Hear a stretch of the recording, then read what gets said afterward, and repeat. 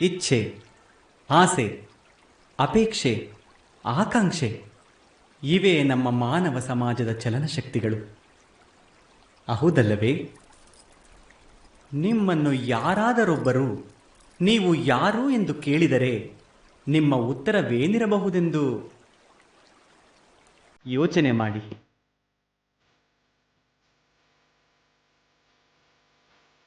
ನಿಮಗೆ ತಕ್ಷಣಕ್ಕೆ ತಿಳಿದು ಬರುತ್ತದೆ, ನಿಮ್ಮ ಇಚ್ಛೆಗಳೇ ನಿಮ್ಮ ಜೀವನದ ವ್ಯಾಖ್ಯಾನ ಎನ್ನುವುದು.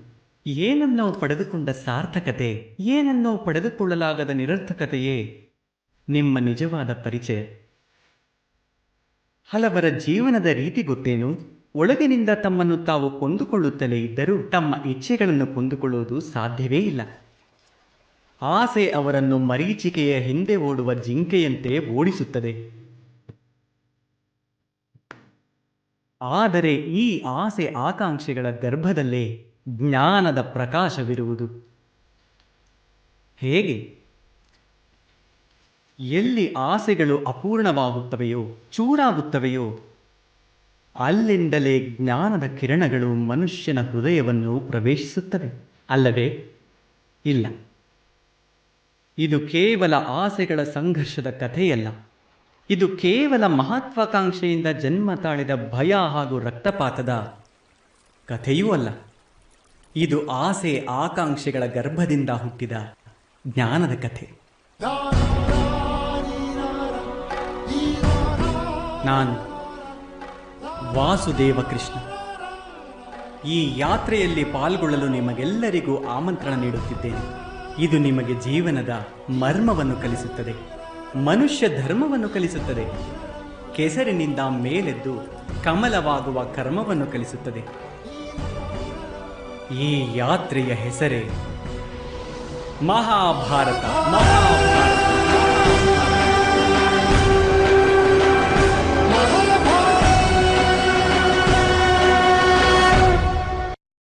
ಮಕ್ಕಳ ಭವಿಷ್ಯವನ್ನು ಸುಖಮಯವಾಗಿರುವಂತೆ ಮಾಡುವುದು ಪ್ರತಿ ತಂದೆ ತಾಯಿಯರ ಪ್ರಥಮ ಕರ್ತವ್ಯವಾಗಿರುತ್ತದೆ.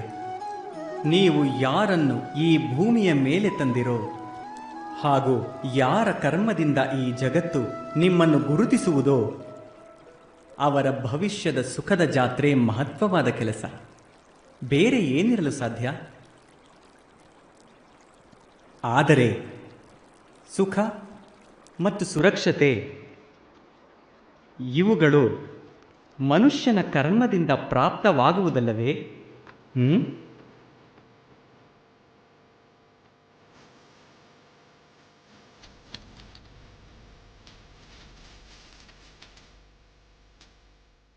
ತಂದೆ ತಾಯಿ ಕೊಟ್ಟ ಒಳ್ಳೆಯ ಅಥವಾ ಕೆಟ್ಟ ಸಂಸ್ಕಾರ, ಅವರು ಕೊಟ್ಟ ಯೋಗ್ಯ ಅಥವಾ ಅಯೋಗ್ಯ ವಿದ್ಯಾಭ್ಯಾಸ ಇವೇ ಇಂದಿನ ಎಲ್ಲ ಕರ್ಮಫಲಗಳ ಮೌಲ್ಯವಲ್ಲವೇ?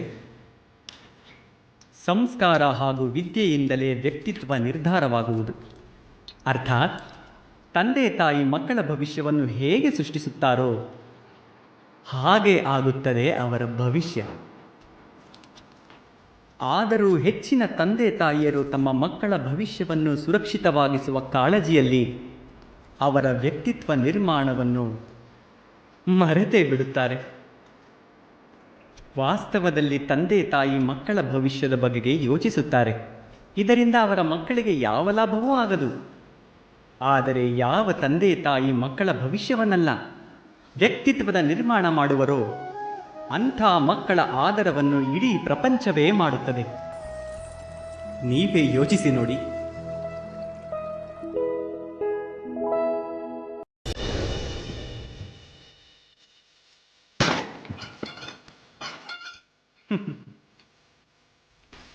ಕೆಲವು ಬಾರಿ ಒಂದು ಘಟನೆ ಮನುಷ್ಯನ ಎಲ್ಲ ಯೋಜನೆಗಳನ್ನು ಒಡೆದು ಹಾಕುತ್ತದೆ. ಆ ಆಘಾತವನ್ನೇ ತನ್ನ ಜೀವನದ ಕೇಂದ್ರವೆಂದು ತಿಳಿದು ಬಿಡುತ್ತಾನೆ. ಆದರೆ ಭವಿಷ್ಯ ಮನುಷ್ಯನ ಯೋಜನೆಯ ಆಧಾರದ ಮೇಲೆ ನಿರ್ಮಿತವಾಗುತ್ತದೆಯೇ? ಇಲ್ಲ. ಯಾವ ರೀತಿ ಪರ್ವತ ಶಿಖರದ ಮೇಲೆ ಪ್ರಪ್ರಥಮವಾಗಿ ಏರುವವನು ಆ ಪರ್ವತದ ಬುಡದಲ್ಲಿ ಕುಳಿತು ಯೋಜನೆಯೊಂದನ್ನು ಮಾಡಿದರೆ ಅದೇ ಯೋಜನೆ ಅವನನ್ನು ಶಿಖರದ ತುದಿಯವರೆಗೂ ಕರೆದೊಯ್ಯಬಲ್ಲದೆ? ಇಲ್ಲ. ವಾಸ್ತವದಲ್ಲಿ ಅವನು ಹೇಗೆ ಮೇಲೇರುತ್ತಾ ಹೋಗುತ್ತಾನೋ ಹಾಗೆ ಅವನಿಗೆ ಹೊಸ ಸಮಸ್ಯೆಗಳು, ಹೊಸ ತಿರಸ್ಕಾರಗಳು, ನಿರ್ಬಂಧನೆಗಳು ಎದುರಾಗುತ್ತವೆ. ಪ್ರತಿ ಹಂತದಲ್ಲೂ ಅವನು ತನ್ನ ಮುಂದಿನ ದಾರಿಯ ನಿರ್ಣಯವನ್ನು ಮಾಡುತ್ತಾ ಹೋಗುತ್ತಾನೆ. ಪ್ರತಿ ಹಂತದಲ್ಲೂ ಅವನು ತನ್ನ ಯೋಜನೆಗಳನ್ನು ಬದಲಿಸಬೇಕಾಗುತ್ತದೆ. ಹಳೆಯ ಯೋಜನೆ ಅವನನ್ನು ಕಂದಕಕ್ಕೆ ತಳ್ಳಬಹುದು. ಪರ್ವತವನ್ನು ಯೋಗ್ಯವಾಗಿಸುವಂತೆ ಮಾಡುವುದು ಅಸಾಧ್ಯ. ಕೇವಲ ತನ್ನನ್ನು ಪರ್ವತಕ್ಕೆ ಯೋಗ್ಯನಾಗಿಸಬಹುದು. ಈಗ ನಮ್ಮ ಜೀವನವು ಹಾಗೆಯೇ ಅಲ್ಲವೇ? ಮನುಷ್ಯ ಜೀವನದಲ್ಲಿ ಯಾವಾಗ ಒಂದು ಸಮಸ್ಯೆಯನ್ನು ಮತ್ತು ನಿರ್ಬಂಧನೆಯನ್ನು ಕೇಂದ್ರವೆಂದು ಪರಿಗಣಿಸುವನೋ, ತನ್ನ ಜೀವನದ ವೇಗವನ್ನೇ ತಡೆದುಕೊಂಡು ಬಿಡುವನೋ, ಆಗ ಅವನು ಜೀವನದಲ್ಲಿ ಯಶಸ್ವಿಯಾಗುವುದಿಲ್ಲ. ಸುಖ ಶಾಂತಿಗಳ ಪ್ರಾಪ್ತಿಯೂ ಅವನಿಗೆ ಆಗುವುದಿಲ್ಲ. ಅರ್ಥಾತ್ ಜೀವನವನ್ನು ತನಗೆ ಯೋಗ್ಯವಾಗುವಂತೆ ಮಾಡುವ ಬದಲು ತನ್ನನ್ನು ತಾನೇ ಜೀವನಕ್ಕೆ ಯೋಗ್ಯವಾಗಿಸುವುದೇ ಯಶಸ್ಸು ಹಾಗೂ ಸುಖದೆಡೆಗೆ ಇರುವ ಏಕೈಕ ಮಾರ್ಗವಲ್ಲವೇ? ನೀವೇ ಯೋಚಿಸಿ. ಜ್ಞಾನಪ್ರಾಪ್ತಿ ಯಾವಾಗಲೂ ಸಮರ್ಪಣೆಯಿಂದ ಆಗುತ್ತದೆ. ಇದು ನಮಗೆಲ್ಲ ತಿಳಿದಿದೆ. ಆದರೆ ಸಮರ್ಪಣೆಯ ವಾಸ್ತವಿಕ ಮಹತ್ವವೇನು? ನಾವು ಎಂದಾದರೂ ಯೋಚಿಸಿದ್ದೇವೆಯೇ? ಮನುಷ್ಯನ ಮನಸ್ಸು ಜ್ಞಾನಪ್ರಾಪ್ತಿಗಾಗಿ ವಿಭಿನ್ನ ಅಡಚಣೆಗಳನ್ನು ಹುಟ್ಟುಹಾಕುತ್ತಿರುತ್ತದೆ. ಕೆಲವೊಮ್ಮೆ ಇನ್ನೊಬ್ಬ ವಿದ್ಯಾರ್ಥಿಯ ಮೇಲೆ ಅಸೂಯೆ ಉಂಟಾಗುತ್ತದೆ. ಕೆಲವೊಮ್ಮೆ ಕಲಿಸಿದ ಪಾಠಗಳ ಮೇಲೆಯೇ ಸಂದೇಹ ಹುಟ್ಟುತ್ತದೆ. ಇನ್ನೂ ಕೆಲವೊಮ್ಮೆ ಗುರುಗಳು ನೀಡಿದ ಶಿಕ್ಷೆ ಮನಸ್ಸಿನಲ್ಲಿ ಅಹಂಕಾರ ತುಂಬಿಸುತ್ತದೆ. ಅಲ್ಲವೇ? ಹೀಗೆ ಆಗುವುದಿಲ್ಲವೇ? ಅರಿವಿಲ್ಲದೆ ಎಂತೆಂಥ ಯೋಚನೆಗಳು ಮನಸ್ಸನ್ನು ಚಂಚಲಗೊಳಿಸುತ್ತವೆ. ಮನಸ್ಸಿನ ಇದೇ ಅಯೋಗ್ಯ ಸ್ಥಿತಿಯ ಕಾರಣದಿಂದ ನಮಗೆ ಜ್ಞಾನ ಪ್ರಾಪ್ತಿಯಾಗುವುದಿಲ್ಲ. ಮನಸ್ಸಿನ ಯೋಗ್ಯ ಸ್ಥಿತಿ ಕೇವಲ ಸಮರ್ಪಣೆಯಿಂದ ಸಾಧ್ಯವಾಗುತ್ತದೆ. ಸಮರ್ಪಣೆ ಮನುಷ್ಯನ ಅಹಂಕಾರವನ್ನು ನಾಶ ಮಾಡುತ್ತದೆ. ಅಸೂಯೆ, ಮಹತ್ವಾಕಾಂಕ್ಷೆ ಭಾವನೆಗಳನ್ನು ದೂರ ಮಾಡಿ ಹೃದಯವನ್ನು ಶಾಂತಗೊಳಿಸಿ ಹಾಗೂ ಮನಸ್ಸನ್ನು ಏಕಾಗ್ರಗೊಳಿಸುತ್ತದೆ. ವಾಸ್ತವದಲ್ಲಿ ಈಶ್ವರನ ಸೃಷ್ಟಿಯಲ್ಲಿ ಜ್ಞಾನಕ್ಕೆ ಮಿತಿಯೇ ಇಲ್ಲ. ಹಾಗೆಯೇ ಜ್ಞಾನಿಗಳಿಗೂ ಗುರು ದತ್ತಾತ್ರೇಯರು ಗೋವು ಹಾಗೂ ಶ್ವಾನದಿಂದಲೂ ಜ್ಞಾನ ಪ್ರಾಪ್ತಿ ಪಡೆದಿದ್ದರು. ಅರ್ಥಾತ್ ವಿಷಯ ಬ್ರಹ್ಮಜ್ಞಾನದ್ದಾಗಿರಲಿ, ಜೀವನದ ಜ್ಞಾನದ್ದಾಗಿರಲಿ ಅಥವಾ ಗುರುಕುಲದಲ್ಲಿ ಪ್ರಾಪ್ತಿಯಾಗುವ ಜ್ಞಾನದ್ದಾಗಿರಲಿ, ಅದರ ಪ್ರಾಪ್ತಿಗಾಗಿ ಗುರುವಿಗಿಂತ ಅಧಿಕ ಮಹತ್ವ ಆ ಗುರುವಿಗೆ ನಮ್ಮ ಸಮರ್ಪಣೆ. ಇದು ಸತ್ಯವಲ್ಲವೇ? ನೀವೇ ಯೋಚಿಸಿ ನೋಡಿ. ಒಬ್ಬನೇ ಗುರುವಿನ ಬಳಿ ವಿದ್ಯೆ ಕಲಿಯುವ ಎಲ್ಲ ಶಿಷ್ಯರು ಒಂದೇ ಸಮನಾದ ವಿದ್ಯೆಯನ್ನು ಪಡೆಯಲಾಗುವುದಿಲ್ಲ. ಎಲ್ಲ ಶಿಷ್ಯಂದಿರು ಗುರುವಿನ ಮಾತು ಕೇಳುವಂತೆ ಹಾಗೂ ಅವರ ಪೂಜೆ ಮಾಡುವಂತೆ ಅವಶ್ಯವಾಗಿ ಕಾಣುತ್ತಾರೆ. ಆದರೆ ಒಂದೇ ಸಮನಾದ ವಿದ್ಯೆಯನ್ನು ಪಡೆಯಲಾಗುವುದಿಲ್ಲ. ಹಾಗೇಕೆ ಆಗುತ್ತದೆ ಎಂದು ನೀವು ಯೋಚಿಸಿದ್ದೀರಾ? ಸತ್ಯವೇನೆಂದರೆ, ವಿದ್ಯೆಯನ್ನು ಪಡೆಯಲಾಗದ ಶಿಷ್ಯಂದಿರು ಸಮರ್ಪಣಾ ಮನೋಭಾವದ ತೋರಿಕೆಯನ್ನು ಮಾಡುತ್ತಾರೆ. ಆದರೆ ಸಮರ್ಪಣಾ ಮನೋಭಾವದ ಅರ್ಥ ತಿಳಿದುಕೊಳ್ಳುವುದಿಲ್ಲ. ಗುರುವಿನ ಚರಣದಲ್ಲಿ ಹೂ ಹಾಕುವುದರಿಂದ ಅಥವಾ ಗುರುವಿನ ಆದೇಶ ಪಾಲಿಸುವುದರಿಂದ ಸಮರ್ಪಣಾ ಮನೋಭಾವ ಸಾಬೀತಾಗುವುದೇ? ಇಲ್ಲ. ಸಮರ್ಪಣಾ ಮನೋಭಾವದ ಅರ್ಥ ಗುರುವಿನ ಮನಸ್ಸಿನಲ್ಲಿ ಯಾವುದೇ ಸಂದೇಹ ಬರಕೂಡದು. ಗುರುವಿನ ಬಾಯಿಯಿಂದ ಆದೇಶ ಹೊರಬರುವುದಕ್ಕೂ ಮೊದಲೇ ಶಿಷ್ಯರು ಆ ಕಾರ್ಯವನ್ನು ಪೂರ್ಣಗೊಳಿಸಬೇಕು. ಗುರುವಿನ ವಿಚಾರದ ಜೊತೆಗೆ ಶಿಷ್ಯನ ವಿಚಾರ ಒಂದಾಗಬೇಕು. ಶಿಷ್ಯ ಎಲ್ಲಿಯವರೆಗೂ ತನ್ನ ಗುರುವಿನಲ್ಲಿ ಬ್ರಹ್ಮ, ವಿಷ್ಣು, ಮಹೇಶ್ವರರ ರೂಪವನ್ನು ನೋಡುವುದಿಲ್ಲವೋ ಅಲ್ಲಿಯವರೆಗೂ ಅವರ ಸಮರ್ಪಣಾ ಭಾವ ಸತ್ಯವಾದುದಲ್ಲ. ವಾಸ್ತವವಾಗಿ ಸಮರ್ಪಣಾ ಮನೋಭಾವ ಕಾರ್ಯದ ಹೆಸರಲ್ಲ. ಸಮರ್ಪಣಾ ಭಾವ ಹೃದಯದ ಭಾವನೆ ಹಾಗೂ ಮನಸ್ಸಿನ ಸ್ಥಿತಿಯ ಹೆಸರು. ಅರ್ಥಾತ್ ನಮ್ಮ ಅಜ್ಞಾನದಲ್ಲಿ ದೋಷ ಕೇವಲ ನಮ್ಮ ಮನಸ್ಸಿನದಲ್ಲವೇ? ನೀವೇ ಯೋಚಿಸಿ ನೋಡಿ.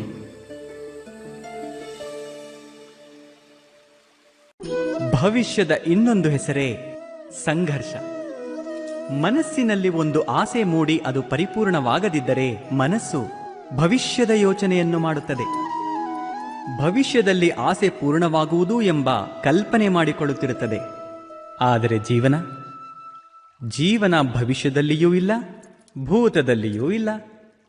ಜೀವನವೆಂದರೆ ಈ ಕ್ಷಣ ಮಾತ್ರ. ಅರ್ಥಾತ್ ಈ ಕ್ಷಣದ ಅನುಭವವೇ ಜೀವನದ ಅನುಭವ. ನಮಗೆ ಇದು ಗೊತ್ತಿದ್ದರೂ ಕೂಡ ಇಷ್ಟು ಸಣ್ಣ ಸತ್ಯವನ್ನು ನಾವು ಅರ್ಥ ಮಾಡಿಕೊಳ್ಳುವುದಿಲ್ಲ. ನಾವು ಕಳೆದು ಹೋದ ಸಮಯದ ನೆನಪಿನ ರಾಶಿ ಹಾಕಿಕೊಂಡು ಕುಳಿತುಕೊಂಡಿರುತ್ತೇವೆ. ಮುಂಬರುವ ಸಮಯಕ್ಕಾಗಿ ಯೋಜನೆಗಳನ್ನು ಹಾಕುತ್ತಿರುತ್ತೇವೆ. ಆದರೆ ಜೀವನ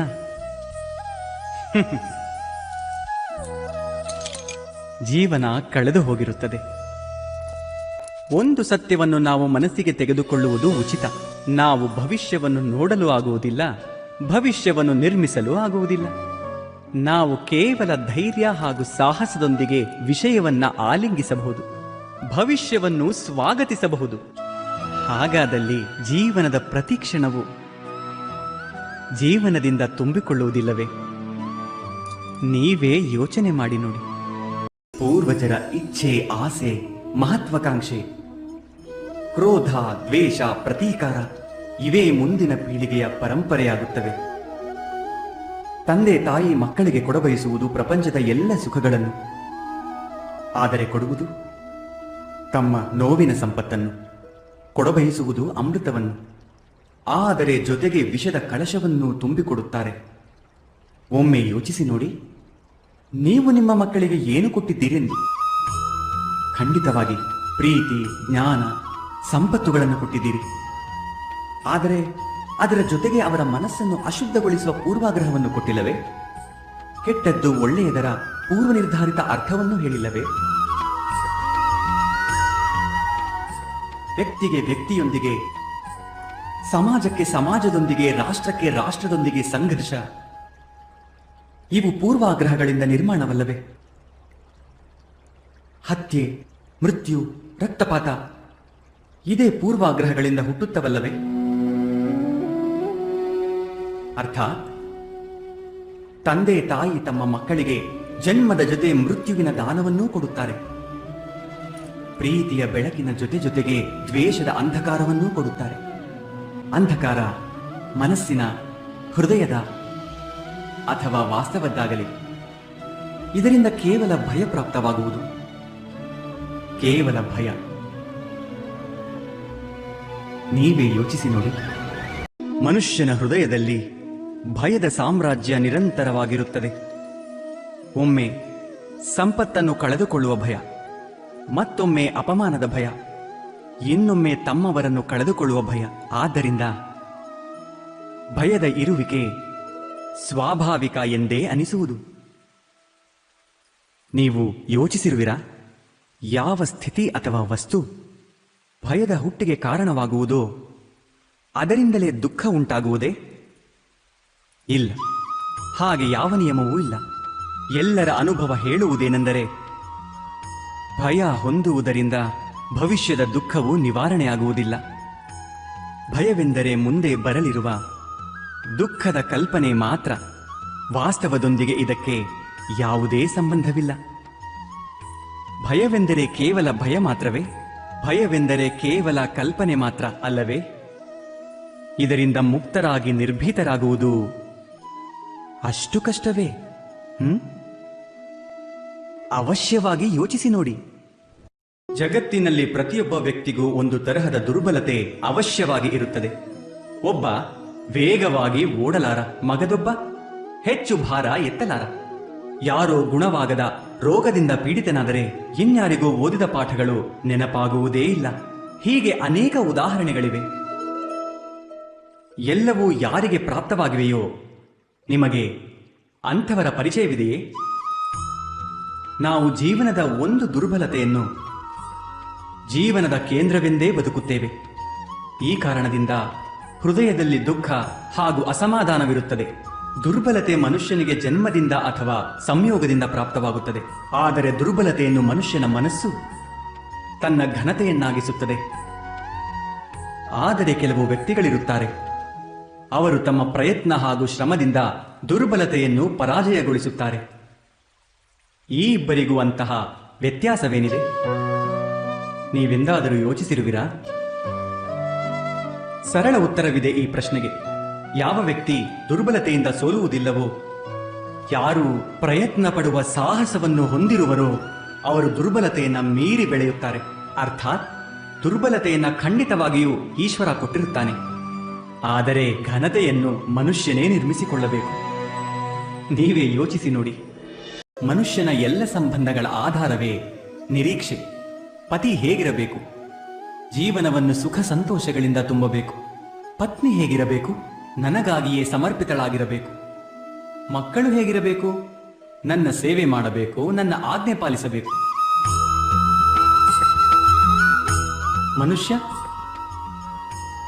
ಮನುಷ್ಯ ಯಾರನ್ನು ಪ್ರೀತಿಸುತ್ತಾನೆ ಎಂದರೆ ನಿರೀಕ್ಷೆಗಳನ್ನು ಪೂರೈಸುವವರನ್ನು. ಈ ನಿರೀಕ್ಷೆಯ ಗುಣವೇ ಹುಸಿ ಹೋಗುವುದು. ಹೇಗೆ? ಈ ನಿರೀಕ್ಷೆಯು ಮನುಷ್ಯನ ಮೆದುಳಿನಲ್ಲಿ ಹುಟ್ಟುತ್ತದೆ. ಯಾವುದೇ ವ್ಯಕ್ತಿ ಅವನ ನಿರೀಕ್ಷೆಗಳ ಬಗೆಗೆ ತಿಳಿದುಕೊಳ್ಳುವ ಸಾಧ್ಯತೆ ಇಲ್ಲ. ಪೂರ್ತಿಗೊಳಿಸಬಹುದಾದ ಪ್ರಾಮಾಣಿಕ ನಿರೀಕ್ಷೆಗಳಿದ್ದರೂ ಮನುಷ್ಯ ಯಾರ ನಿರೀಕ್ಷೆಗಳನ್ನು ಪೂರ್ತಿಗೊಳಿಸಲಾರ. ಹಾಗೂ ಅಲ್ಲಿ ಹುಟ್ಟುವುದೇ ಸಂಘರ್ಷ. ಎಲ್ಲ ಸಂಬಂಧಗಳು ಸಂಘರ್ಷದಲ್ಲಿ ಬದಲಾಗಿ ಬಿಡುತ್ತವೆ. ಆದರೆ ಮನುಷ್ಯ ನಿರೀಕ್ಷೆಗಳನ್ನು ಸಂಬಂಧದ ಆಧಾರ ಮಾಡದಿದ್ದರೆ ಹಾಗೂ ಸಂಬಂಧವನ್ನೇ ಆಧಾರ ಎಂಬುದನ್ನು ಸ್ವೀಕರಿಸಿದರೆ ಈ ಜೀವನ ಎಂಬುದು ಸುಖ ಶಾಂತಿಗಳಿಂದ ತುಂಬಿಕೊಳ್ಳುವುದಿಲ್ಲವೇ? ನೀವೇ ಯೋಚಿಸಿ ನೋಡಿ. ಶ್ರೇಷ್ಠತೆಯ ಅರ್ಥವೇನು? ಶ್ರೇಷ್ಠತೆಯ ಅರ್ಥ ಬೇರೆಯವರಿಗಿಂತ ಹೆಚ್ಚಿನ ಜ್ಞಾನ ಪ್ರಾಪ್ತಿ. ಅರ್ಥಾತ್ ಮೌಲ್ಯ ಸ್ವತಃ ಎಷ್ಟು ಜ್ಞಾನ ಪಡೆದೆ ಎಂಬುದಕ್ಕಿಲ್ಲ, ಮೌಲ್ಯ ನೀವು ಪಡೆದ ಜ್ಞಾನ ಬೇರೆಯವರಿಗಿಂತ ಎಷ್ಟು ಅಧಿಕವಾಗಿದೆ ಎನ್ನುವುದರಲ್ಲಿದೆ. ಅರ್ಥಾತ್ ಶ್ರೇಷ್ಠತೆಯ ಆಸೆಯು ಜ್ಞಾನ ಪ್ರಾಪ್ತಿಯನ್ನು ಒಂದು ಸ್ಪರ್ಧೆಯನ್ನಾಗಿಸಿ ಬಿಡುತ್ತದೆ. ಸ್ಪರ್ಧೆಯಲ್ಲಿ ವಿಜಯ ಅಂತಿಮವಾಗಿ ಎಂದಾಗುತ್ತದೆ? ಸ್ವಲ್ಪ ಸಮಯಕ್ಕೆ ಶ್ರೇಷ್ಠನನ್ನಾಗಿಸಬಹುದು, ಆದರೆ ಶಾಶ್ವತವಾಗಿ ಯಾರೂ ಶ್ರೇಷ್ಠರಲ್ಲ. ಮತ್ತದೇ ಅಸಮಾಧಾನ, ನೋವು ಹಾಗೂ ಸಂಘರ್ಷ ಹುಟ್ಟಿಕೊಳ್ಳುತ್ತದೆ. ಆದರೆ ಶ್ರೇಷ್ಠರಾಗಿರುವುದಕ್ಕೆ ಬದಲಾಗಿ ಉತ್ತಮರಾಗಿರುವ ಪ್ರಯತ್ನ ಮಾಡಿದರೆ ಏನಾಗುವುದು? ಉತ್ತಮರಾಗುವುದು ಎಂದರೆ ಎಷ್ಟು ಪ್ರಾಪ್ತಿ ಮಾಡಲು ಯೋಗ್ಯವೋ ಅಷ್ಟನ್ನೂ ಪ್ರಾಪ್ತಿ ಮಾಡಿಕೊಳ್ಳುವುದು. ಬೇರೆಯವರಿಗಿಂತ ಹೆಚ್ಚು ಪಡೆಯುವ ಇಚ್ಛೆಯಿಂದಲ್ಲ, ಕೇವಲ ಆತ್ಮತೃಪ್ತಿಗಾಗಿ ಮಾತ್ರ ಪ್ರಾಪ್ತಿ ಮಾಡಿಕೊಳ್ಳುವುದು. ಉತ್ತಮರಾಗುವ ಮಾರ್ಗದಲ್ಲಿ ಬೇರೆಯವರೊಂದಿಗೆ ಸ್ಪರ್ಧೆ ಇರುವುದಿಲ್ಲ, ನಮ್ಮೊಂದಿಗೆ ನಮಗೇ ಸ್ಪರ್ಧೆ ಇರುತ್ತದೆ. ಅರ್ಥಾತ್ ಉತ್ತಮರಾಗಲು ಪ್ರಯತ್ನಿಸುವವರಿಗೆ ತಡವಾಗಿಯಾದರೂ ಎಲ್ಲ ಜ್ಞಾನ ಪ್ರಾಪ್ತವಾಗುತ್ತದೆ. ಪ್ರಯತ್ನ ಪಡದೆ ಅವನು ಶ್ರೇಷ್ಠನಾಗಿ ಬಿಡುತ್ತಾನೆ. ಆದರೆ ಯಾರು ಶ್ರೇಷ್ಠನಾಗುವ ಪ್ರಯತ್ನ ಮಾಡುತ್ತಾನೋ ಅವನು ಶ್ರೇಷ್ಠನಾಗುವನೋ ಇಲ್ಲವೋ? ಉತ್ತಮನಂತೂ ಎಂದೂ ಆಗಲಾರ. ಸಮಯದ ಆರಂಭದಿಂದಲೇ ಒಂದು ಪ್ರಶ್ನೆ ಮನುಷ್ಯನನ್ನು ಸದಾ ಕಾಡುತ್ತಿದೆ. ತಾನು ತನ್ನ ಸಂಬಂಧದಲ್ಲಿ ಅದೆಷ್ಟು ಹೆಚ್ಚು ಸುಖ, ಅದೆಷ್ಟು ಕಡಿಮೆ ದುಃಖ ಹೇಗೆ ಸಾಧಿಸಬೇಕು ಎಂಬುದನ್ನು. ನಿಮ್ಮ ಸಂಬಂಧಗಳೆಲ್ಲವೂ ನಿಮಗೆ ಪರಿಪೂರ್ಣ ಸಂತೋಷ ಕೊಟ್ಟಿವೆಯೇ? ಯೋಚಿಸಿ ನೋಡಿ. ನಮ್ಮ ಜೀವನ ಸಂಬಂಧಗಳ ಮೇಲೆ ಆಧಾರಿತವಾಗಿದೆ. ನಮ್ಮ ಸುರಕ್ಷತೆ ಸಂಬಂಧಗಳ ಮೇಲೆಯೇ ಆಧಾರಿತವಾಗಿದೆ. ಆದ್ದರಿಂದಲೇ ನಮ್ಮ ಜೀವನದ ಎಲ್ಲ ಸುಖಗಳ ಆಧಾರವು ಸಂಬಂಧವೇ ಆಗಿದೆ. ಆದರೂ ನಮಗೆ ಸಂಬಂಧದಲ್ಲೇ ಹೆಚ್ಚಾಗಿ ದುಃಖವೇಕೆ ದೊರೆಯುತ್ತದೆ? ಯಾವಾಗಲೂ ಘರ್ಷಣೆಗಳು ಸಂಬಂಧದಿಂದಲೇ ಏಕೆ ಉತ್ಪತ್ತಿಯಾಗುತ್ತವೆ ಎಂದಾದರೂ ಯೋಚಿಸಿದ್ದೀರಾ? ಯಾವಾಗ ಒಬ್ಬ ವ್ಯಕ್ತಿ ಇನ್ನೊಬ್ಬ ವ್ಯಕ್ತಿಯ ವಿಚಾರವನ್ನು ಸ್ವೀಕರಿಸುವುದಿಲ್ಲವೋ ಅದರಲ್ಲಿ ಪರಿವರ್ತನೆ ಮಾಡುವ ಪ್ರಯತ್ನ ಮಾಡುತ್ತಾನೆ, ಆಗಲೇ ಘರ್ಷಣೆ ಹುಟ್ಟಿಕೊಳ್ಳುವುದು. ಅರ್ಥ, ಎಷ್ಟು ಹೆಚ್ಚು ನಿರಾಕರಣೆಯೋ ಅಷ್ಟೇ ಹೆಚ್ಚು ಘರ್ಷಣೆ, ಎಷ್ಟು ಹೆಚ್ಚು ಸ್ವೀಕಾರವೋ ಅಷ್ಟೇ ಹೆಚ್ಚು ಸುಖ. ಇದೇ ವಾಸ್ತವವಲ್ಲವೇ? ಒಂದು ವೇಳೆ ಮನುಷ್ಯ ತನ್ನ ನಿರೀಕ್ಷೆಗಳ ಮೇಲೆ ಅಂಕುಶ ಹಾಕಿ ತನ್ನ ವಿಚಾರಗಳನ್ನು ಬೇರಾವುದೋ ಒಬ್ಬ ವ್ಯಕ್ತಿಯ ಪರಿವರ್ತನೆ ಬದಲು ತನ್ನ ಅಂತರಂಗದಲ್ಲೇ ಪರಿವರ್ತನೆ ಮಾಡಿಕೊಳ್ಳುವ ಪ್ರಯತ್ನ ಮಾಡಿದರೆ ನಾವು ಸಂಬಂಧಗಳಲ್ಲಿ ಸಂತೋಷವನ್ನು ಹುಡುಕುವುದು ಇಷ್ಟು ಕಷ್ಟವಾಗುವುದೇ? ಅರ್ಥಾತ್ ಸ್ವೀಕಾರ ಭಾವವೇ ಸಂಬಂಧದ ವಾಸ್ತವಿಕ ಅರ್ಥವಲ್ಲವೇ? ನೀವೇ ಯೋಚಿಸಿ ನೋಡಿ.